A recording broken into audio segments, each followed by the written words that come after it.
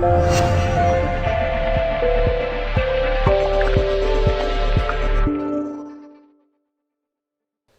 congratulations. Great win today. I think summed up by that first goal that you scored. It was a brilliant team goal. We've just watched it back. 17 passes. Ash Palmer, the only player not to touch it. It was a remarkable Jim Gannon type goal, if you like. Well, I know it's a Stockport County goal now. No credit to players because we they're a strong side within their shape. They keep a threat down the middle, but we wanted to be brave and switch the play. And I think hopefully our fans and our players have noticed the difference between throw-ins. The bravery to go backwards and sideways to get across the pitch.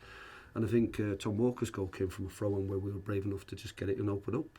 I'm really pleased for the lads because we needed to be brave when you went 1-0 down. But no, good goal. And then we built upon that. We wanted to try and get our attacking midfielders in position where they can run at people and be positive and direct. Won the free kick, scored from that. And then second half was just about us maintaining our focus and just keep doing what we were doing. Maybe trust that we've got a little bit more to add and that they might be de-energised if we kept at them. And it could have easily been similar to Torquay last week where I felt that we had the potential every time we went forward for about 20 minutes of scoring.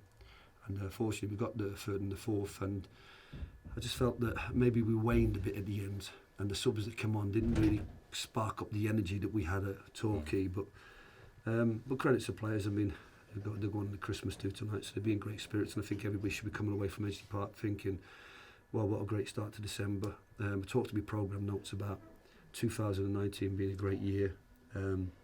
This time last year we went on a great run, and that built the momentum for being champions, and it's great to be in the national, and it's great to be doing so well at this stage of the season. So for us to have the points we've got now at this stage is brilliant, and one game at a time. We'll just look forward to Blythe and then to Aldershot and see where we're set in the new year.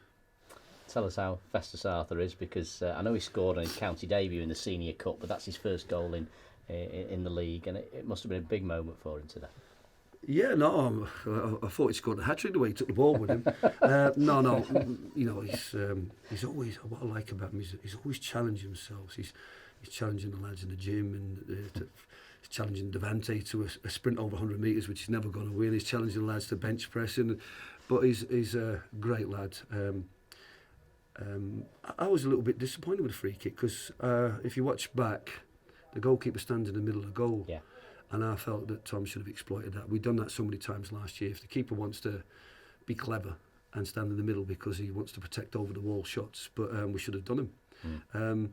But he got himself in a bit of a mix and ball spilt, so I'm delighted for Festus because it was a nice way to go in at half time, and it's also nice. I mean, Preece's kicking off about it's not a foul, it's not a yellow card, and it's a nice way to punish fouls and punish poor football. And it was great for us to go in, and that fouls changed games, and that certainly changed the game in our momentum. You've scored now 9 goals in your last 2 games, and Niall Bella's got 3 of them.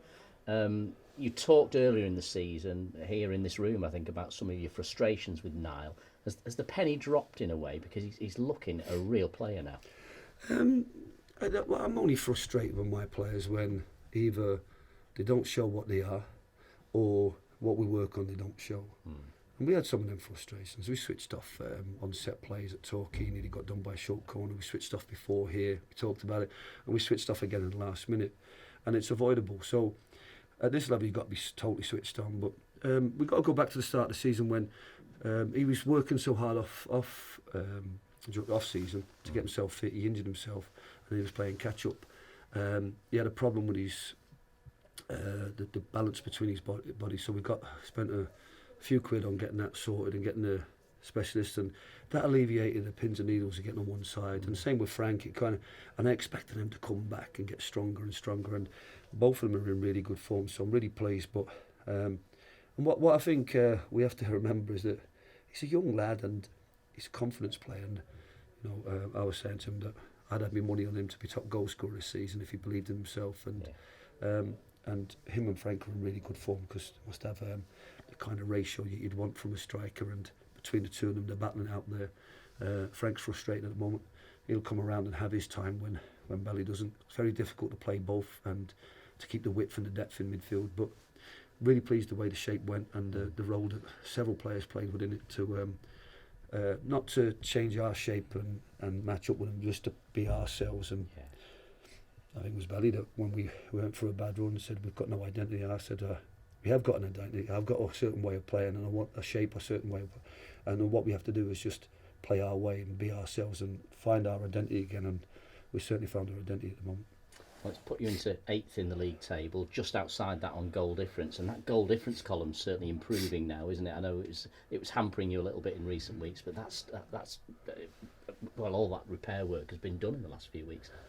Well, I thought they would have been devastating, and maybe would have been flattering if we'd gone in and won that game 5-1. But I wanted our subs to come on and to expose their back four, because they'd obviously changed shape, and all we needed to do was get a couple of chances at the end, and no pressure on Joe Leasley and Frank and Adam. I said normally we get a last minute sub goal to keep the run going, but so I'm disappointed with that. But I suppose everything that's gone on over the last couple of weeks, it'd be really harsh of me to be critical and say about conceding the last goal in the game. But really pleased for everybody. We're all going away elated. I talked in my programme notes about our away form. We've gone to some difficult places. We've changed a few things about what we do away from home to make sure that we're just a bit better prepared, and the professionals and players has been great. 3 wins and 2 draws in the last 5, despite what people rightly express. So that's a great ratio. But disappointingly, within the last 5 home games, we only have 3 wins, and we kind of and I said to the lads, there's one thing that we need to protect against is soft goals at home. Regardless of whether you're 0-0 or 4-1 up, we need to protect against that, and know how to play bravely and second-wise, but also know how to contract and strengthen and be solid when we need to, especially when a team's direct and has a set play threat. So bits to work on, but at the moment lots of stuff is together, and I just hope we can retain this squad as we go into the new year. And if we do, then we've got the kind of quality and depth that I think will continue the good run that we're on. Have you made your mind up? You want to retain the likes of Rodney and Tom Walker going forward? Are they part of the ideas you've got? No. Well, it's not always my decision. I mean, we've seen this week, and not just us. Probably a bigger loss for Chorley was to Vernon. He's a powerful runner in behind, and he's been a catalyst for their success. I like Ben Jackson, and we're starting to find his feet, but he was on the bench today, I believe, for Huddersfield. So it's great, but we have to be careful that sometimes we're playing a part. They're playing a part for us, but we're also playing a part for where they want to go in their journey. I think it's out of our hands a little bit. I'll talk to Salford about everybody's loans is up on either the 4th or the 6th of January. We organised the 6th just in case we might have been in the FA Cup third round and the game was on a Sunday or Monday. But they're all up. And Tyler Garrett's contract's up in January.